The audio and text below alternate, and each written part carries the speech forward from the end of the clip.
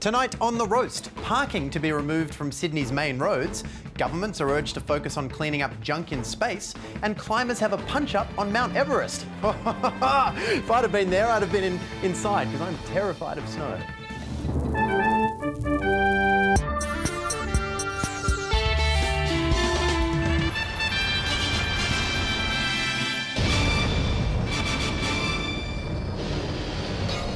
First up tonight, space junk. What could be a terrible movie featuring Eddie Murphy and Marvin the Martian, Nicki Minaj's new single, or Jupiter's pet name for Pluto's Wang is actually space junk, the rubbish floating in space. But it's a major problem with serious implications for Earth's $100 billion worth of satellites. Our activities in space have left traces behind. About 17,000 man-made objects are currently being regularly monitored from the ground. And they're just the big ones. In total, there are an estimated 170 million pieces of cosmic trash up there. Though on the upside, Earth does now have some of that sweet ring bling. Space junk has been identified as a major problem with potentially devastating effects on communications and security. It's also hugely embarrassing for Earth, especially since we recently ended up on an episode of Alien: A Current Affair.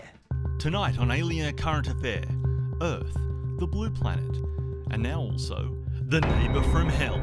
This old age pensioner, Carillion Vodite, said Earth has been throwing space junk into her backyard for years, and it's giving her alien cancer. Also tonight, dodgy plumbers. Now, the latest numbers on space junk came from last week's 6th European Conference on Space Debris, and the possible solutions that came out of that conference were many and varied, ranging from giant space nets and harpoons to ion thrusters. And that last one is designed by an Australian company whose plan essentially involves shooting high-energy lasers at space debris to bring it down into the Earth's orbit and burn it up.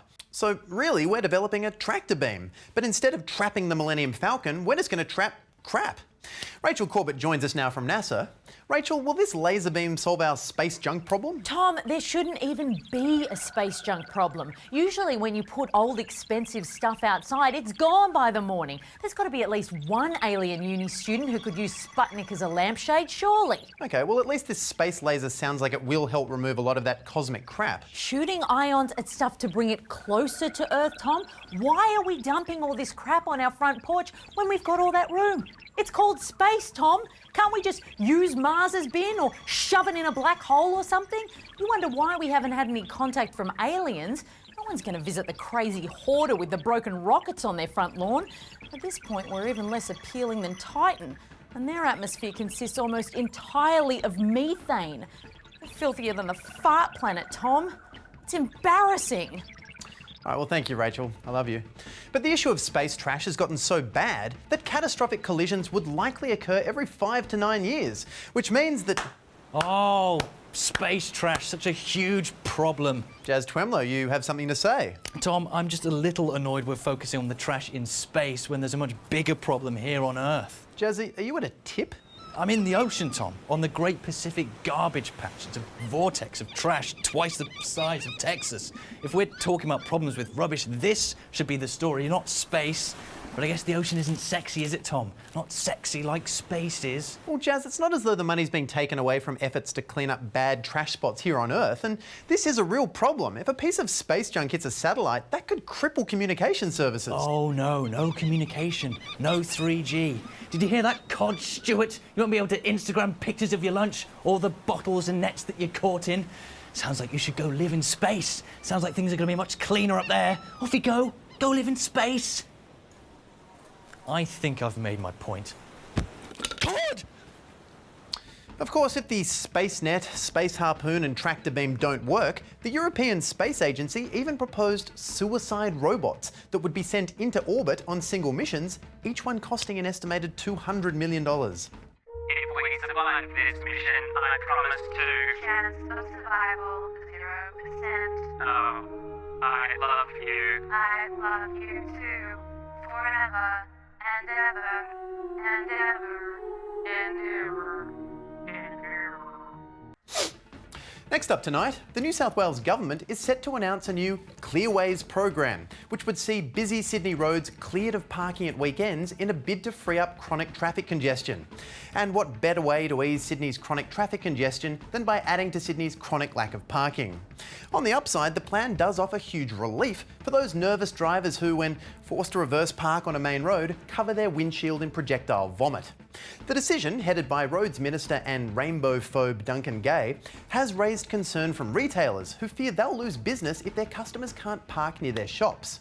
In a bid to rectify this, the plan will require construction of new off-street car parks so that people can still get to local businesses. And that is certainly a better solution than my one, which was to build another road on top of the existing road, making a sort of bunk road situation that I still haven't quite worked out. It's really more of a doodle on a napkin with a bit of sauce on it. But the biggest winners here are hoons. That extra lane closest to the pavement and pedestrians is prime hoon real estate, meaning that young, socially inept men will be able to shout profanities at strangers without the fear of rear-ending a parked car. For more, Mark Humphries, our Consumer Affairs correspondent, joins us in the studio. Mark? No? Where is he? He's not here.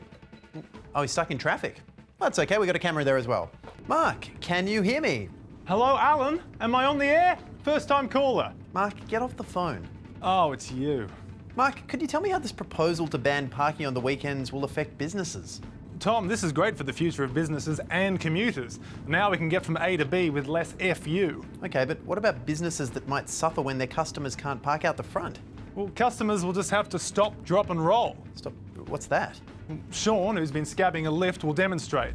First I slow down, and then Sean gets pushed out, and then I say, "Happy shopping, Sean!"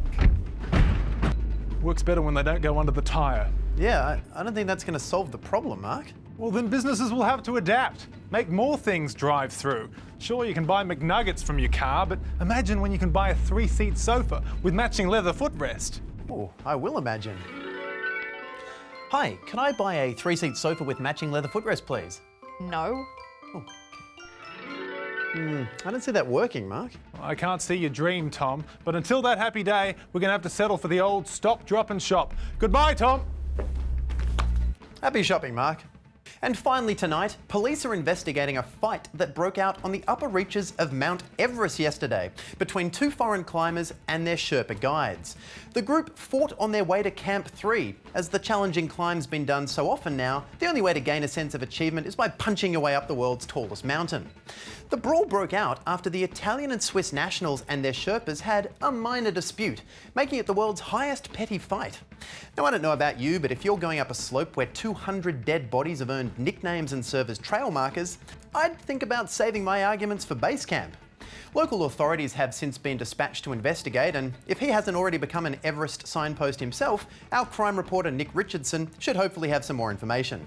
Nick, how are the police handling this case? Oh, it's a bit of a schmozzle, Tom. Everest hasn't really ever had need for a police station, so the response time wasn't that crash hot. And they've got to keep these tourists from contaminating the crime scene. The police keep saying, nothing to see here. But there's everything to see here. It's picturesque up the wazoo. Well, have police made any arrests? Tom, this fight is the least of their concerns. There are 200 corpses up here. Where's that investigation? I don't know a lot about climbing, but I do know a lot about killing. And in my experience, there's more than one use for an ice axe. Okay, but those people died of natural causes.